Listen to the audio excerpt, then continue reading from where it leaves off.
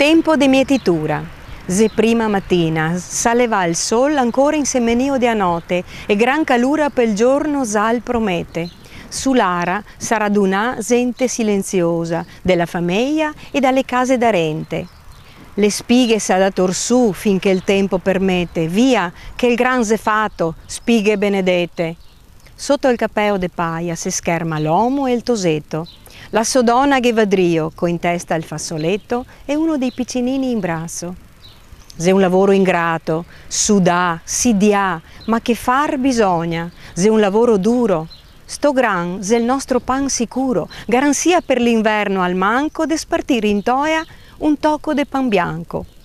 Con falsetti vien le spighe man tagliae, da man esperte in fassi ligae, a covoni in mucciae, infine col caro fin sull'ara portae.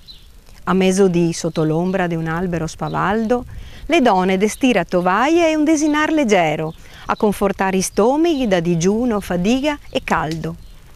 Qualchedun se destriga de dosso un per de spighe, qualche fregue a casca intera destinà alle formighe.